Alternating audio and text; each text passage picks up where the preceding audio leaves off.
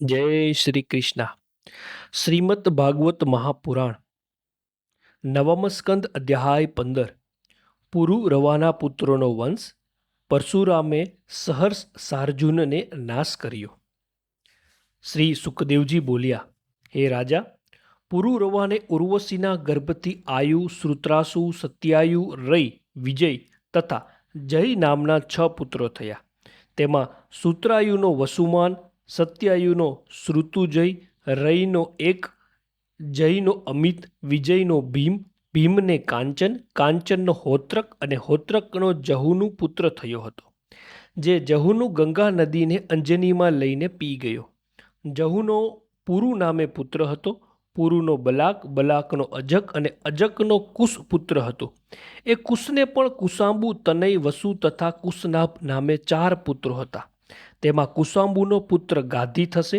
એ ગાધીને સત્યવતી નામની કન્યા હતી. તેને રુચિક નામના બ્રાહ્મણે માગી હતી, પણ તેને અયોગ્ય વર માની ગાધીએ રુચિકને કહ્યું હતું, એક બાજુ કાળા કાનવાળા અને ચંદ્ર જેવા ધોળા 1000 ઘોડાઓ કન્યાના મૂલ્ય તરીકે તમે આપો, કારણ કે અમે કશિક વંશના છીએ.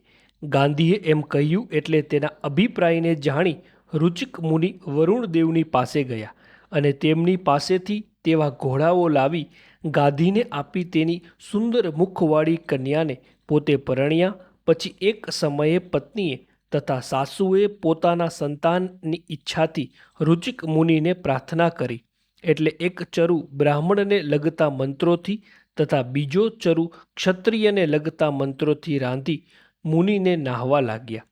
તેટલામાં સત્યવતી પાસે તેની માતાએ સત્યવતીને આપવાનો ચરુ ઉત્તમ માની તેની માગણી કરી, એટલે સત્યવતીએ પોતે પોતાનો ચરુ માતાને આપ્યો. એ રીતે ચરુને અદલબદલ કરી બંને સ્ત્રીઓ ખાઈ ગઈ. તેટલામાં નાહીને પાછી આવી. મુનિએ એ વાત જાણી લઈ પોતાની પત્નીને કહ્યું, તે બહુ જ ભૂંડું કર્યું છે.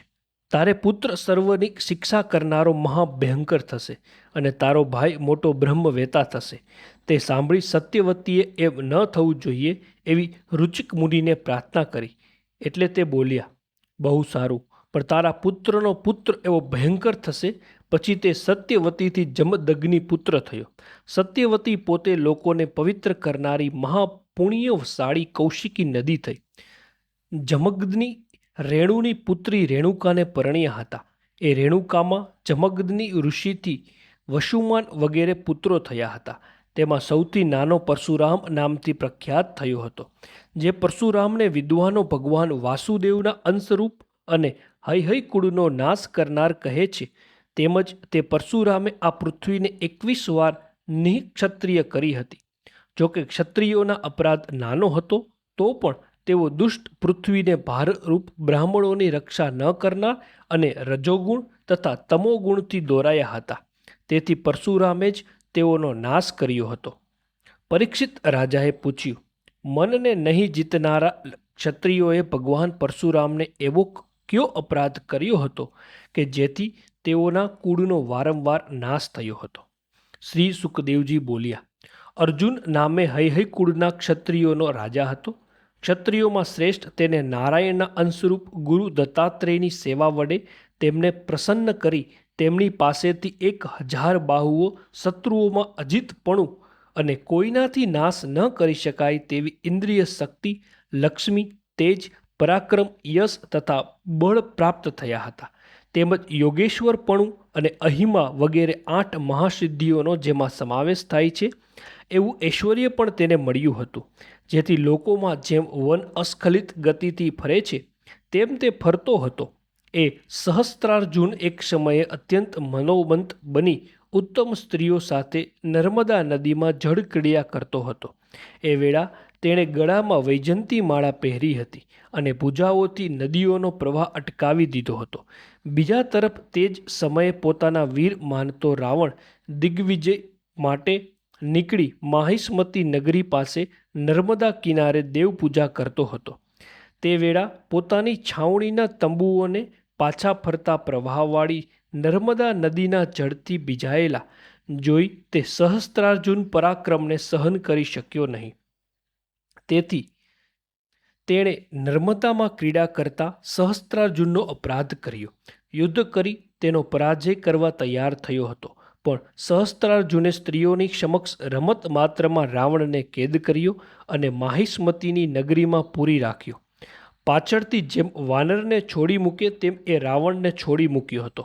આવો પરાક્રમી સહસ્ત્રાર્જુન એક વખત મનને કંપાવે તેવા ઘોર જંગલમાં મૃગયા માટે ફરતો દેવયોગે જમગ્દનીમાં આશ્રમે જઈ ચડ્યો. તનોધન મુનિ જમગ્દનીએ કામધેનુના પ્રભાવથી તે રાજાનો તેના સૈન્યો પ્રધાનો તથા વાહનો સાથે અતિથિ સત્કાર કર્યો.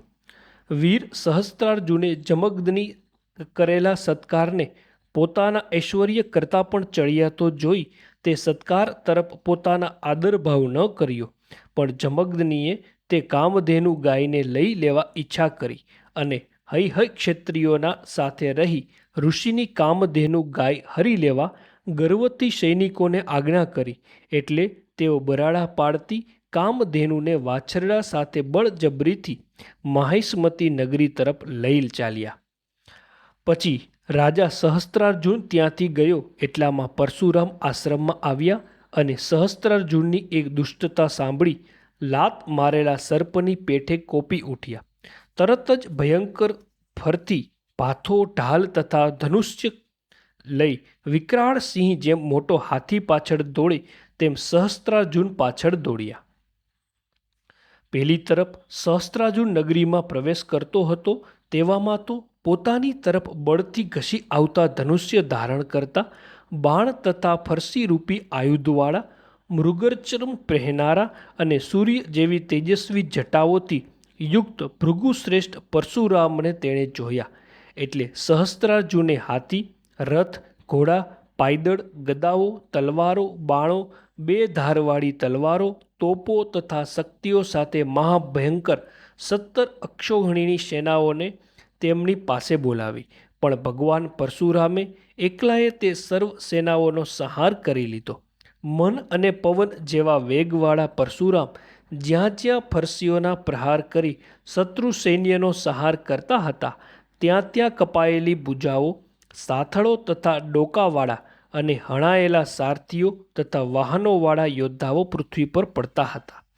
એ રીતે લોહીના ધોધથી કીચડવાળા બનેલા સમરાંગણમાં પરશુરામની ફરતી તથા બાણોના મારાથી પોતાની સૈન્યને ઢાલો, ધજાવો, મનુષ્ય તથા શરીર કપાઈ ગયા. તે જોઈ સહસ્ત્રાર્જુન ક્રોધથી યુદ્ધ કરવા ચડી આવ્યો અને તરત જ 500 હાથોમાં 500 ધનુષ્યો લઈ તેમાં બાણો ચડાવી એકી વખત પરશુરામ તરફ ફેંક્યા. પણ અસ્ત્રાધારીઓમાં શ્રેષ્ઠ પરશુરામે માત્ર એક જ ધનુષ્ય લઈ એકી સાથે તે બાણોના બાણ વડે કાપી નાખ્યા.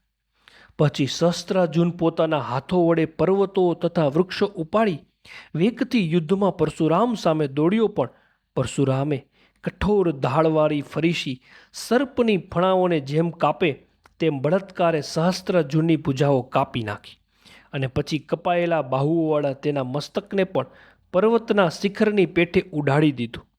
પિતા મરાયો એટલે સહસ્ત્રાર્જુનના 10,000 પુત્રો ભયથી નાસી ગયા.